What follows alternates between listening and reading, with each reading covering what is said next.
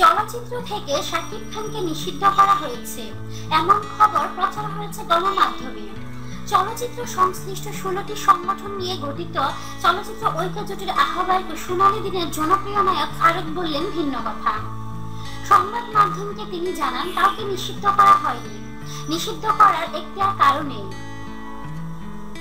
ফারুক বলেন, আমরা কাউকে নিষিদ্ধ করিনি, তবে চলচ্চিত্র সংশ্লিষ্ট 16 সংগঠন তার সঙ্গে কাজ করবে না। কাউকে নিষিদ্ধ করার এখতিয়ার কারো না থাকতে পারে, কিন্তু তার সঙ্গে কাজ না করার সিদ্ধান্ত নেওয়ার অধিকার সবার আছে। চলচ্চিত্র পরিবারের 16টি সংগঠন শাকিব খানের সঙ্গে কাজ করবে না। সংগঠনের অধীনে থেকে কেউ যদি কাজ করে তার বিরুদ্ধে ব্যবস্থা নেওয়া হবে। বর্তমান চলচ্চিত্রের দুরবস্থা নিয়ে তিনি বলেন, চলচ্চিত্রে জোয়ার ভাটা থাকে, মাঝে মাঝে খারাপ সময় আসে, এই সুযোগ নেই নষ্ট মানুষেরা, যা চলচ্চিত্র শিল্পকে ধ্বংসের দিকে নিয়ে যায়।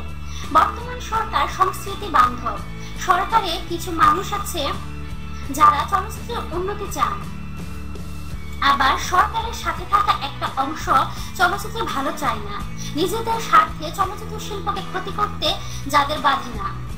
ভালো গল্প, ভালো ছবি বানানোর মাধ্যমে এই অবস্থা থেকে বেরিয়ে আসে। শাকিব খানের সঙ্গে কাজ না করার সিদ্ধান্তের পরও শাপলা মিডিয়া শাকিব খানকে 3টি ছবিতে চুক্তিবদ্ধ করেছে। ছবিগুলো পরিচালনা করবেন উত্তম আকাশ। এ ব্যাপারে ফারুক বলেন, যারা আমাদের শিল্পের ক্ষতি করছে, কলঙ্কিত করছে, যারা শিল্পকে বিক্রি করে দিতে চাচ্ছে, যে পরিচালক তাদের নিয়ে ছবি করতে যাবে তার বিরুদ্ধে পরিচালকদের সংগঠন ব্যবস্থা নিবে। যে প্রযোজক লগ্নি করছে তার বিরুদ্ধে প্রযোজকদের সংগঠন সিদ্ধান্ত নেবে। এভাবে চলচ্চিত্র সংশ্লিষ্ট 16 সংগঠন সিদ্ধান্ত জানিয়েছে, যে বা যারা শাকিব খানের সঙ্গে কাজ করবে সবার বিরুদ্ধে ব্যবস্থা নেওয়া হবে। শাপলা মিডিয়ার পক্ষ থেকে জানানো হয়, 25 জুলাই শুটিং এর আগেই সবকিছু সমাধান করা হবে। সে সম্ভাবনা আপাতত নেই বলে জানালেন চিত্রনায়ক ফারুক। তো প্রিয় বন্ধুরা, আপনাদের কি মতামত তা কমেন্টের মাধ্যমে আমাদেরকে জানিয়ে দিন। আর অবশ্যই আমাদেরকে লাইক, কমেন্ট, শেয়ার এবং সাবস্ক্রাইব করতে ভুলবেন না।